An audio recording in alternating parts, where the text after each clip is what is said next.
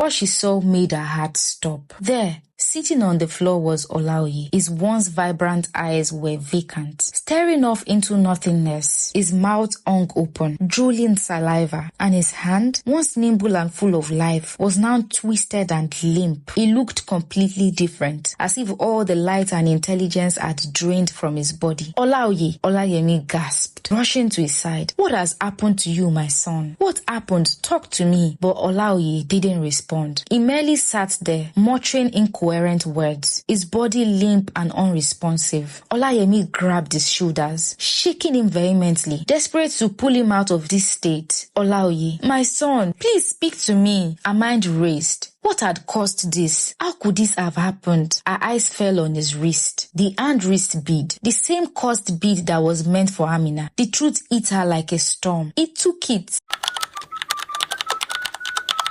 Long ago in the vast kingdom of Iluke, there ruled a king named Obadili. He was a good man. He was kind, fair, and loved by his people. King Obadili had everything a man could desire: power, wealth, and love. But his greatest joy was his love for children. He cherished their laughter, their innocence, and the promise of the future they held. In his grand palace, King Obadili had 3 wives. The eldest, Olayemi, held a special place, not only as the first wife, but also as the mother of the king's heirs. Her role in the palace was unmatched, as she ruled the household with firm authority. Her decisions were final, and the other wives, Abeni and Folake, followed her lead without question. They were all loved by the king, but all of this changed when a war broke out between Iluke and a neighboring village. It started with whispers, rumors of a neighboring village growing stronger, challenging the borders of Iluke. The elders warned the king that the neighboring village, known as Olumo, had been amassing warriors and forging alliances with distant lands. They were preparing for war, driven by a desire to take Iluke's fertile lands. King Obadele could not allow his people to be threatened, so he gathered his warriors and prepared for war. The battle was fierce, but in the end, Iluke emerged victorious, and the people celebrated. Among the spoils of war were captives taken from Olumo, one of whom was a beautiful woman named Amina. Amina had lived a hard life. In her village, she was considered an outcast, a living taboo, an abomination. One evening, as she made her way home from the farm, she was brutally assaulted, an act of violence that left her with a child before marriage. This tragedy made her the subject of scorn and rejection. Her people labeled her as cursed, a burden they refused to bear. But despite her hardships, Amina was a beauty to behold. As was the custom of war, only the best captives and spoils will go to the king,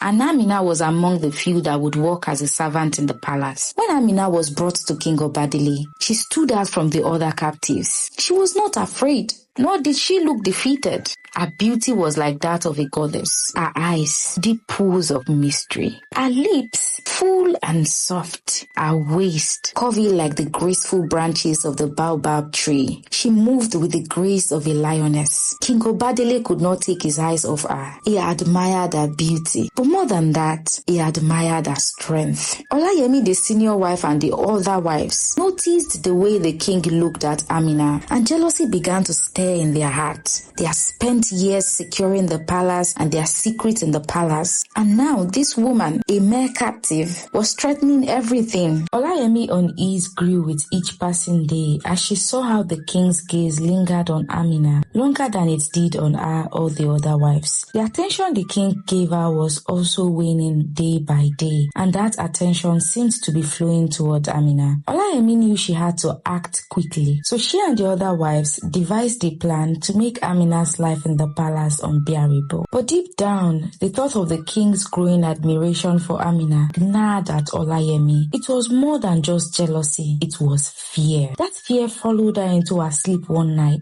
manifesting as a dark, terrifying dream. In the dream, Olayemi found herself in a barren wasteland, far from the comfort of the palace she once ruled. The sky was deep red, the color of blood. It was oppressive and cold, and the air was thick with despair. She looked down at herself and gasped. Is this really me? Me, Olayemi. Her fine robes of silk and gold were gone. She was clothed in tattered rags from head to toe. Her feet, once adorned with royal sandals, were bare, cracked and covered in dust. Heavy chains clung to her waist and ankles, digging into her skin, cold and unforgiving. She tried to move, but found herself bound to the ground, unable to stand. Around her, she could hear the whispers of faceless figures standing in the shadows. They were pointing at her and mocking her fall. Is this the great queen, the mother of sons? Look at her now. The voices grew louder, so loud that they echoed in her mind until they felt like screams. She tried to shout, to exert her authority, but no words came out. Her voice was gone. Suddenly, the ground beneath her began to crack, splitting open like the earth itself was rejecting her. From the gap, a figure emerged. It was a woman, covered in light, her beauty so striking that it caught Olayemi's eyes. The woman was everything Olayemi once was: elegant, powerful, and graceful. But she was more. She was radiant and untouchable. She floated above the ground and moved invisibly with the speed of light towards Olayemi, her gaze piercing through her very soul. Though Olayemi could not see her face, but she looked all too familiar. Though she could not see the figure clearly, Olayemi knew. She knew this was someone powerful, someone coming to take what was hers. The woman's voice rang out, cold and clear. All you have will be stripped away. Your crown, your sons, even the king you owed so dearly. None of it will remain.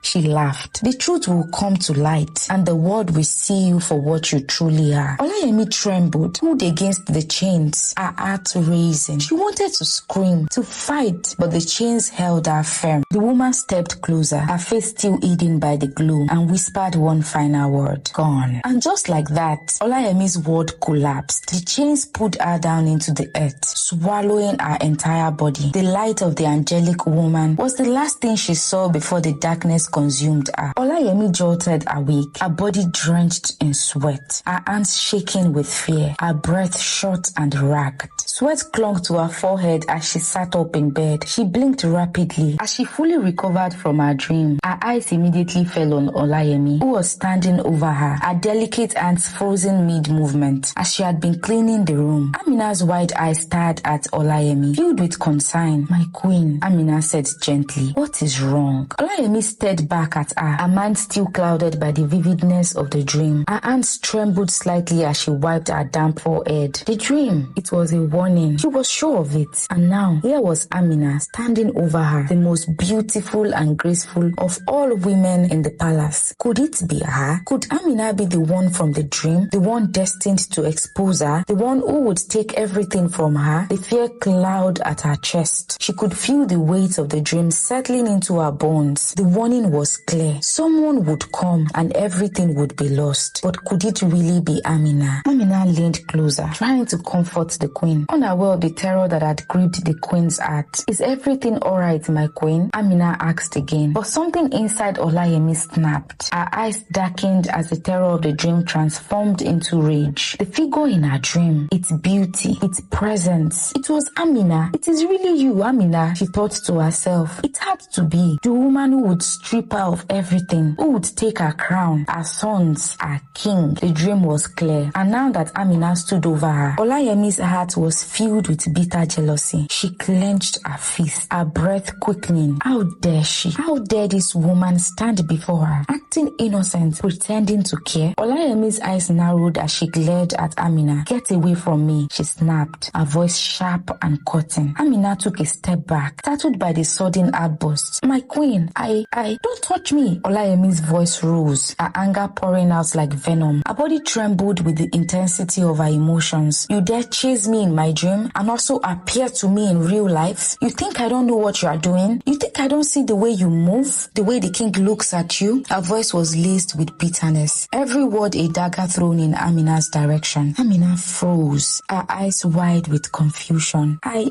don't understand, my queen," she stammered, unsure of how to respond. But Olayemi didn't care. The dream had convinced her beyond reasonable doubt that Amina was the truth. "Look, you may be beautiful," she hissed, her eyes blazing with anger, "but you will never take what's mine. Do you hear me? Never." She stood up from her bed, her her hands shaking with fury, pointing at Amina like a predator about to strike. Amina, still confused and hurt, lowered her gaze. She hadn't done anything wrong, yet the queen's wrath felt like a storm she couldn't escape. She couldn't stand the sight of Amina anymore, and now the queen's heart was filled with nothing but resentment, and she was more determined to make her life a living hell. "Get out," Amina spat, her voice shaking. "Leave my sight, you common slave." Amina, holding back tears, quietly turned and hurried out of the room, her heart heavy with pain. Olayemi watched her leave, her chest heaving with rage. But even as Amina disappeared from the view, the fear lingered. The dream had warned her. Amina would be the one to ruin her. Olayemi stood up to go about her duties when she suddenly heard the piercing cries of her youngest son Olaoji echoing through the palace halls. His voice was filled with frustration and anger, and it sent a chill down her spine. She hurried toward the sound, her heart pounding in her chest. As she reached the courtyard, she found Olaoye on the ground, tears streaming down his face, surrounded by scattered beads. His beaded necklace lay in ruins across the floor. Olaoye, his small hands trembling, looked up at her, his face red with anger and tears. "Mama," he sobbed, "the slave's son, Adewale, destroyed my beaded necklace. The necklace father gave me." Olayemi's blood boiled at the sight. The beaded necklace was not just any gift. It was a symbol of her son's status, his place as a prince. To see it broken, shattered by the hands of Amina's son, filled her with white hot rage. "Is this another sign from the gods?" she muttered, her eyes wild with fury. "Are they showing me that this woman will really take everything that belongs to me? First, the king's affection, and now her son dares to destroy what is precious to mine?" Her thoughts spiraled into anger, and she could feel the deep-rooted jealousy boiling in her veins. How dare a slave's son disrespect her child, her blood? She turned to Adewale, who stood a few paces away, his eyes wide with fear and confusion. She stormed over to him, her hands shaking with anger. Without hesitation, she grabbed him by the ear and dragged him closer, her voice trembling with rage. "You little bastard," Olayemi spat, her voice a venomous ease. "How dare you? How dare you lay your filthy hands on my son's necklace, a gift from his father, and you destroy it like it means nothing? You will never be royalty. You hear me? You will always be a slave, just like your mother." Adewale winced in pain, but stood his ground, his small voice barely audible. "I didn't mean to. We had an agreement," he stammered. "I gave him my talking drum in exchange for the necklace, but he refused to give it to me." The words only fueled Olayemi's fury. The idea that her son, a prince, would be involved in such an exchange with a slave's child was an insult she couldn't bear. Her eyes blazed with hatred as she tightened her grip on Adewale's ear, dragging him towards the palace steps. At that moment, Abeni and Folake emerged from their chambers. Hearing the commotion, Olayemi, her voice low and trembling, whispered to them, "Can you imagine?" and told them everything that had happened. "The king is away for the festival," Abeni said. "We can do as we please." A wicked smile curled at Olayemi's lips as she ordered one of the palace guards to fetch a cane. "Adewale will learn to respect his betters," she sneered. 14 strokes for this insolence. Adewale's face turned pale with fear as the guard approached, the cane in hand. His cries filled the air as the first stroke landed on his back. Amina, hearing the screams of her son, rushed out of her chambers in a panic. She saw the scene unfold before her, a boy being beaten mercilessly, while Olayemi stood by, her eyes gleaming with satisfaction. "No!" Amina cried, running towards them, but she was quickly intercepted by Abeni and Folake, who held her back, their grip firm and unyielding. "Please stop," Amina wailed, tears streaming down her face. "Have mercy on my son. He's just a boy." But her pleas fell on deaf ears. The strokes continued, each one drawing a painful cry from Adewale. Amina struggled in the grip of the other wives, helpless as she watched her son suffer. "Please, I beg you," Amina sobbed. "He won't survive this." Just as the 7th stroke was about to land, a commanding voice boomed through the courtyard.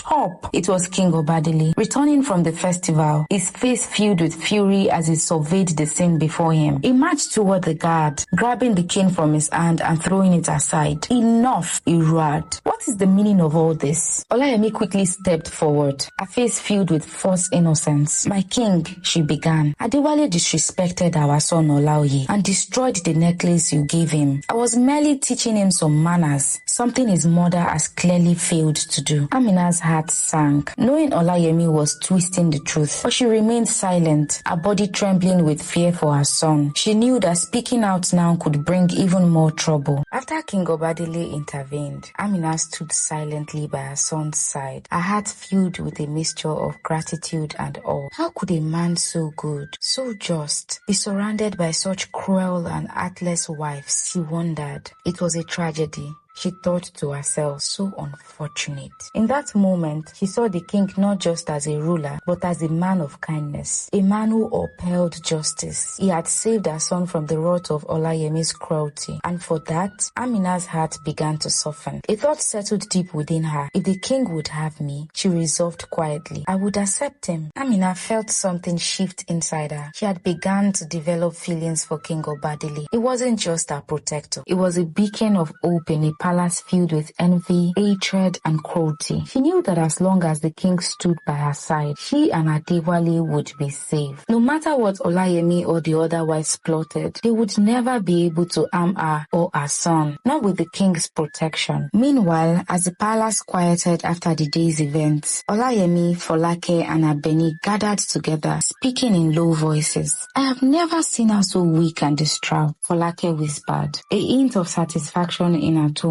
For the first time, she looked defenseless and vulnerable. Perhaps this is how we can break her. Olayemi's eyes burned with cold determination. Yes, she replied, her voice low but filled with venom. But this is only the beginning. She hesitated for a moment, then shared something she had kept to herself until now. I had a dream, Olayemi began, and the other wives leaned in closer, intrigued. The gods warned me. They showed me that Amina will take everything from us if we do nothing. She is the one who will expose all our secrets, who will ruin our life, and we will be left with nothing. Folake and Abeni exchanged glances, understanding the gravity of Olayemi's words. We cannot allow that to happen, Abeni said, her voice growing dark. We must stop her before it's too late. Olayemi nodded, her eyes cold and calculating. We will plot new ways to make our life and the life of our bastard son unbearable. She will regret ever stepping foot into this palace. From that moment, the wives joined hands in their cruelty. They treated Amina and her son with the utmost contempt, starving them, abusing them, and finding every opportunity to make their lives miserable. Whenever the king's eyes were turned elsewhere, their viciousness knew no bounds. Olayemi particularly was very ruthless. She gave Amina the hardest task, made her life very difficult, and humiliated her at every turn. But Amina was not easily broken. She did her work diligently and did more than what was required of her. She would wake up early in the morning to fetch water and firewood and clean the entire compound, even before she was told. All of this irritated the other wives, but Amina's only concern was for her son, and as long as he was fed and safe, she bore the burden of her new life without complaint. She remained loyal to King Obadili, though nothing she did ever pleased Olayemi, Abeni, or Folake, no matter how much they tried to humiliate Amina. Her spirit remained unbroken. King Obadili noticed this day after day as he watched her move with grace and dignity despite the hardships she faced. He could not hold back his feelings and love for Amina any longer. So one evening, while Amina was walking in the garden, the king approached her and said, Amina, I see the strength within you. You have faced many trials, yet you remain steadfast. I cannot help but admire your courage. Amina looked up at the king, her eyes filled with both gratitude and sadness. My king, I have endured because I must. My son depends on me, and I will do whatever it takes to protect him. King Obadili nodded, understanding the weight of her words. I have seen the way you carry yourself, Amina. You are more than a servant. You have the heart of a queen. He paused, searching her face for a sign of her thoughts. Will you marry me, Amina? Will you stand beside me as my queen and bring honor to yourself and your son? Amina was shocked. She had never expected such an offer from the king. But deep down, she knew this was her chance to restore her dignity and be free of the shame and stigma that had followed her from her village. Her child would be safe, and she would no longer live in fear. With a deep breath, she replied, "Yes, my king, I will marry you, and I will serve this kingdom as its queen." After the king announced his marriage to Amina, the other wives were enraged. Their hearts burned with fear and jealousy, and the whispers of the palace servants only fueled their anger. They had all conspired against Amina, fearing that her presence in the palace would one day lead to their downfall. And now, their worst fears were coming true. How can this be? Olayemi fumed. How can this woman, a captive of war, a stranger, come into our home and take my place? The other wives gathered around her, nodding their heads in agreement. She must be stopped, one of them whispered. We cannot allow this marriage to happen. If we sit on our ass, this woman would jawasiho, meaning this woman will expose us to the world. Olayemi clenched her fist, her jaws tied with frustration. She had always feared that another woman would come and take her place, but she never imagined it would be a mere captive. It's too late, she muttered, her voice low and bitter. The king has made his choice, but we cannot let her rise unchecked. We must do something. The younger wives leaned in closer, eager to hear Olayemi's plan. But Olayemi's eyes were distant, filled with both anger and helplessness. We will ruin her, she whispered, but we must be careful. We cannot act too quickly or too openly. We must wait for the right moment. And when it comes, Amina will regret ever setting foot in this palace. The next morning, Olayemi set out for Aripe village, a distant land known for its powerful magic and witch doctors. Her heart was heavy with frustration and fear as she made the journey, desperate to remove the thorn in her flesh. Upon arriving, the famous witch doctor greeted her in a dark room filled with strange herbs, candles, and charms. After listening to her speak of the dreams and signs she had witnessed, the witch doctor sat back, his eyes narrowing in thought. That woman you speak of, he said slowly, is no ordinary woman. Her father was one of the greatest wizards I have ever known. When she was born, he gave her a powerful sign hidden on her body which protects her. No witch or wizard can kill her. She is bound to die only a natural death. Olayemi's heart sank and she slumped forward, her hands trembling in despair. Then what am I to do? She whispered. You are the greatest witch doctor I know. Am I supposed to just sit and watch this woman take everything I have worked for? The witch doctor's eyes gleamed with pride as he leaned closer. There is another way, he said, his voice low and deliberate. You cannot kill her, but you can turn her into an imbecile. She will then become useless in the eyes of the king, hated and cast out of the palace. Your wishes will come true, and she will no longer be a thorn in your flesh. Olayemi sighed and smiled. Yes, Baba, that will really make me happy. The witch doctor reached for a small, intricately designed wristband. He held it out to her. Take this. Make sure she wears it on the morning of her marriage, before the union is consummated. If she wears it after that, the spell will not work. Timing is crucial. And remember, no one else must wear this wristband. If anyone else does, they will instantly be transformed into an imbecile. Olayemi nodded, gripping the bead tightly, determination once again rising in her chest. I will do as you have said, Baba. I'll make sure she wears it, she vowed, her mind already spinning with plans. The night before the marriage, Olayemi, Folake, and Abeni made their way to Amina's chambers, their faces masked with fake smiles. They approached her as if they were old friends, their voices soft and filled with insincerity. Amina, Olayemi began, her tone unnaturally sweet. We have wronged you. We were blinded by our jealousy and fear. You have shown nothing but grace and strength, despite the way we treated you. Folake and Abeni nodded in agreement. enjoyment, their eyes lowered in what seemed like shame. Please, Folake added, forgive us. We wish to make amends and welcome you as our sister, as the king's new queen. Amina, who had never seen such humility from the three wives, was taken aback. For a moment, she hesitated, looking into their faces, trying to read their true intentions. But their gestures seemed genuine, and Amina, with her kind heart, wanted to believe that they had truly changed. The three women knelt before her, bowing their heads in supposed repentance. We beg you, Amina, Abeni whispered. Let us start afresh. Amina, her heart softened by their pleas, slowly nodded. I forgive you, she said,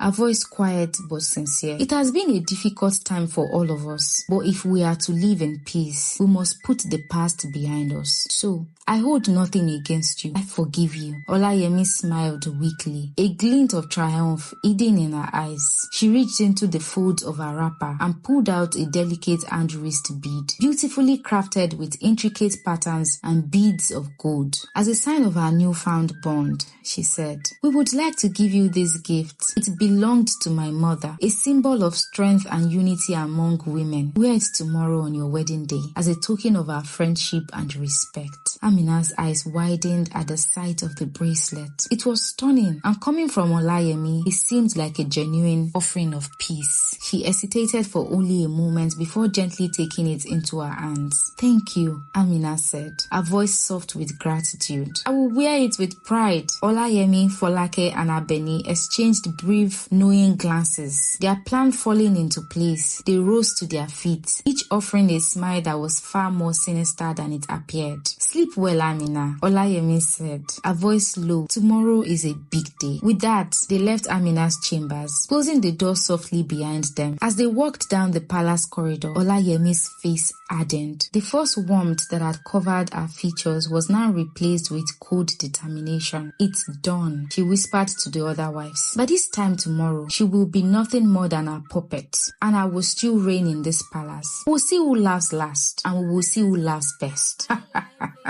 As the night deepened and silence fell over the palace, Amina lay peacefully asleep in her chambers, unaware of the dark plot unfolding around her. The hand wrist bead lay on a small table beside her bed. The flickering candlelight cast soft shadows across the room, but all was calm. However, outside her chambers, Olaoye, the son of Olayemi, moved with purpose. The sting of his previous humiliation at Adewale's hands still burned within him, and he had not forgotten the broken beaded necklace or the scolding that followed. His mother's whispered words about the bead and how it would make Amina a puppet had pickled his interest. He had heard enough to know that this was his chance for revenge. Quiet as a mouse, Olaoye slipped into Amina's room, his heart racing with anticipation. He crept towards the small table where the bead lay. The room was still, except for the soft breathing of Amina, who remained fast asleep, unaware of the boy's presence. Olaoye's fingers hesitated for a brief moment before snatching the bead. He smiled to himself. Imagine the chaos this would cause in the morning. It was a small revenge, but in his young mind, it felt like justice. With the bead in hand, Olaoye turned and disappeared into the shadows, slipping out of the room as quietly as he had entered. The enchanted bead, meant to control Amina, was now gone. The next morning, as the palace bustled with preparations for the grand wedding, Olayemi, Folake, and Abeni waited anxiously for Amina to appear, certain that their plan would unfold perfectly.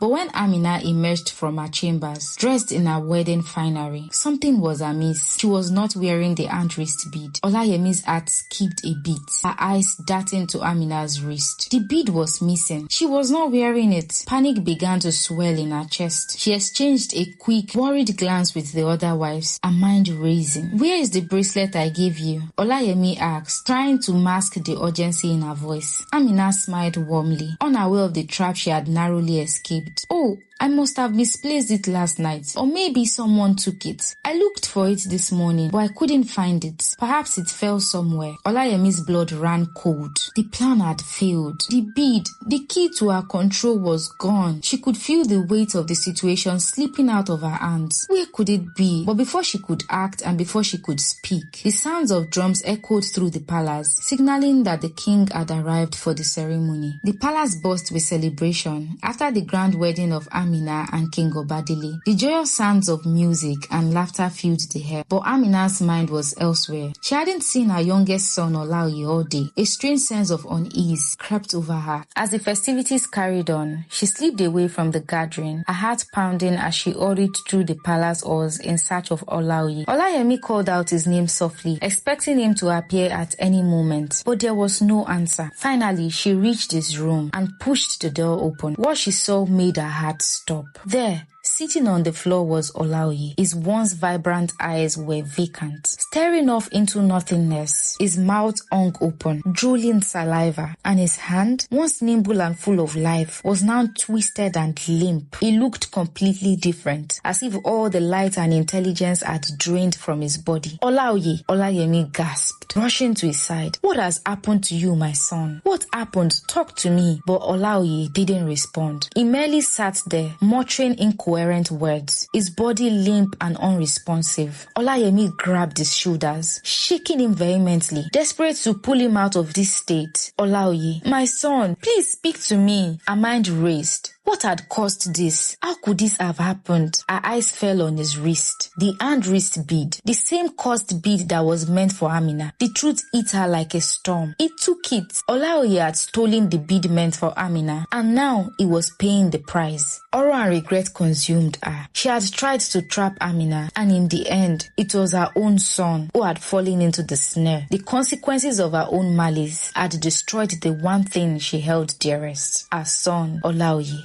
Olayemi screamed, her voice piercing the air as she cradled her son. No, this cannot be happening. Tears streamed down her face as she rocked him back and forth, helpless against the curse that had now taken her son. Olayemi's heart raced as she stared at her son's limp body, his vacant eyes, and the cursed bead around his wrist. The truth of what had happened gnawed at her insides, but the weight of her pride and desperation forced her to think quickly. No, this cannot fall on me. Never. It must be someone else's fault. It must be Amina. Amina must be made responsible for this. She rose to her feet, wiping the tears from her face and straightening her back. Her mind spun with how to twist the situation in her favor. She had to make this right. As the senior wife, she still held influence, and she would use every ounce of it to turn the palace against Amina. Without a second thought, Olayemi stormed out of the room, gathering the other wives, Folake and Abeni, as she marched towards the king's quarters. "It's Amina," she declared, her voice thick with fabricated emotion. "She has cursed my son." The other wives looked at her in shock, confused by her sudden outburst. "What do you mean?" Abeni asked. "Amina, she used dark magic. Ever since she came into this palace, things have been falling apart. And now my son has been struck down by her wickedness. I saw it with my own eyes. That cursed bead she was supposed to wear, it's now on my son's wrist." Olayemi's voice trembled with anger and accusation. By the time they reached the king, Olayemi had walked herself into a frenzy. She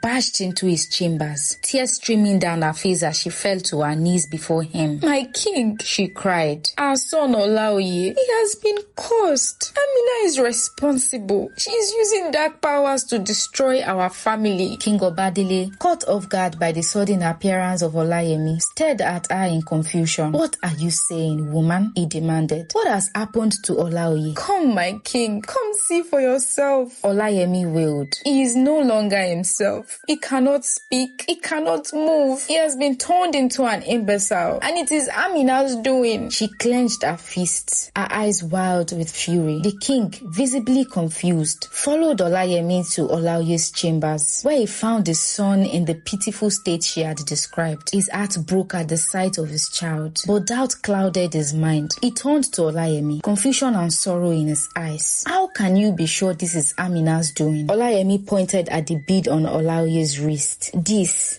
bead was meant for Amina, and now it is on our son's wrist. I am certain she has done this out of spite and out of hatred." Amina, hearing the commotion, rushed into the room, her face full of concern. "What's happening?" she asked, looking at the king, then at Olayemi, and finally at Olaoye. "What happened to him?" Olayemi's eyes narrowed, her voice dripping with venom. "You know very well what happened, Amina. This is your doing. You've cursed my son with with your dark powers. You think you can take everything from me, but I will not allow it. Not in this lifetime. Amina, taken aback by this accusation, shook her head. I don't know what you are talking about. I would never harm your son. I am a mother myself, and I will never harm another child. But Olayemi had already planted the seeds of doubt. The other wives and even some of the servants began to murmur. The tension in the room thickened as all eyes turned toward Amina, questioning her innocence. The room fell silent as Amina stepped forward, her eyes locking with Olayemi's. There was no fear in her gaze, only sadness and determination. She looked at the king, then at Olayemi, and spoke firmly but with grace. My king, Amina said, her voice calm yet filled with emotion. This wristband was a gift from Olayemi herself, given to me the night before our marriage. She knelt before me and asked for forgiveness. How could I, a mother, someone who knows the pain of loss, ever wish to harm another child? I would never curse anyone, let alone an innocent boy. The king's brow furrowed as he listened to her words, his eyes shifting to Olayemi. Doubt crept into his mind. Is this true, Olayemi? Did you give her the wristband? Olayemi's face paled, but she quickly regained her composure. I did, but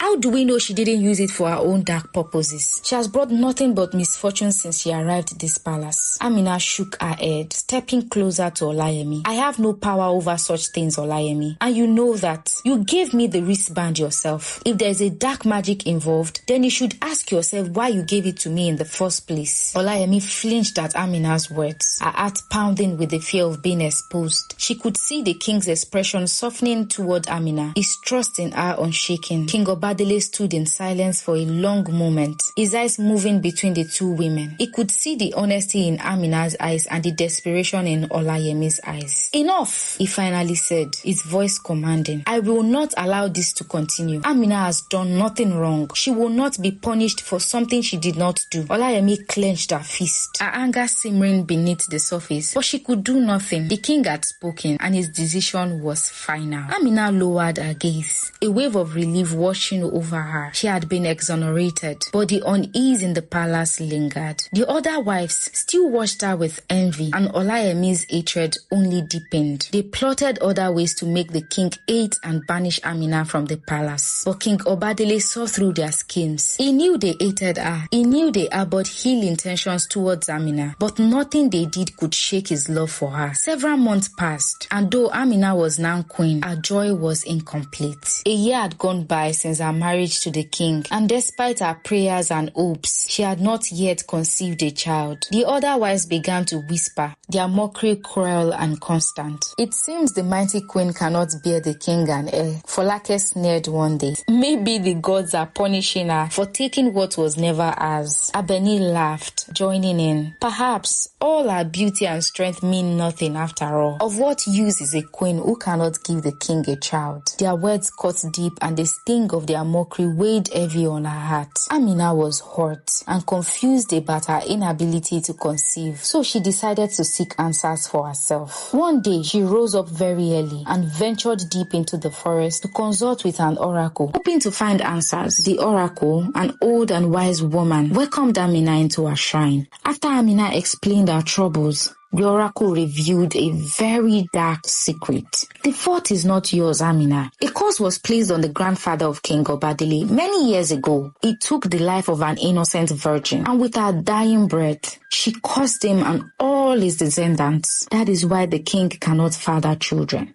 Amina's heart was heavy with this knowledge. She knew that the king's wives had borne children. Yet, King Obadele was cursed with infertility? How can this be? The other wives have children, so how can the king be cursed? She asked the oracle. The oracle nodded solemnly. Those children are not the king's. They were conceived through betrayal. The wives knew of the curse and sought children from other men to secure their place in the palace. But they kept the truth hidden from the king. Amina's heart was torn. She did not want to hurt King Obadele, who had only showed nothing but love and kindness to her and her son. But she knew that the truth could not remain hidden forever. The oracle advised her to bring the king to the shrine. where the truth could be revealed. That night, Amina found the king sitting alone in his chambers, looking lost and troubled. "What troubles you, my king?" Amina asked gently. King Obadele sighed and told her of a strange dream he had. "I saw myself walking, but not on my legs. I was walking on my head, and the ground was above me.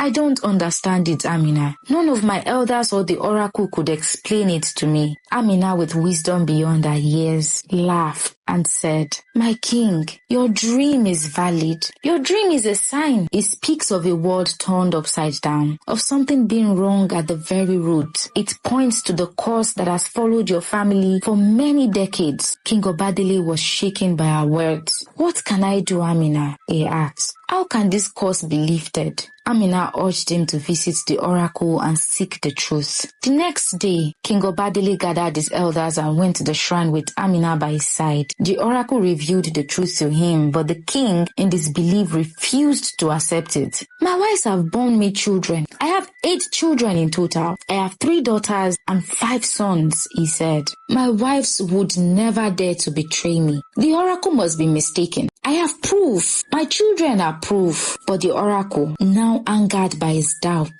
challenged him. "Then bring your wives here, King Obadele. If you are so sure, bring your wives here. Let them swear by the gods that the children they bore are yours. If truly they are loyal, they have nothing to fear. They will not fear the gods." King Obadele was confident in his wives, so he returned to the palace and summoned his wife to the shrine. Olayemi, Abeni, and Folake were terrified. They were scared. They knew their lies would soon be exposed. And as they walked to the shrine, they whispered to one another, "We are finished. This woman has brought us bad luck. How can we face the gods with our lies?" When they arrived at the shrine, the oracle demanded that they swear before the gods. They began to tremble with fear, and so they could no longer hold back their guilt. One by one, they confessed to their betrayal, revealing that the children were not King Obadele's, but the result of their affairs with other men. King Obadele's heart was shattered. He had loved his wives genuinely. He had loved them the same, and he trusted them. And now they had betrayed him in the worst way. In his anger and sorrow, King Obadele banished them from the kingdom, along with their children. They were made a public shame, and the people of Iluke watched as his disgraced wives were led away, their heads bowed in humiliation. With the other wives gone, Amina was the last woman standing. She returned to the oracle the next day and she asked, "Is there any way to lift the curse, to restore the king's honor and bring peace to the kingdom?" The oracle nodded. "There is a way, but it will require a great sacrifice. The king must offer sacrifices to the gods for 7 days, and during this time, he must feed all the children in the village. On the 7th day, there will be a great festival, and only then will the gods be at peace." King Obadele was determined to restore his honor and break the curse, and so he followed the oracle's instructions to the latter. For 7 days, the village children were fed, and on the 7th day, a grand festival was held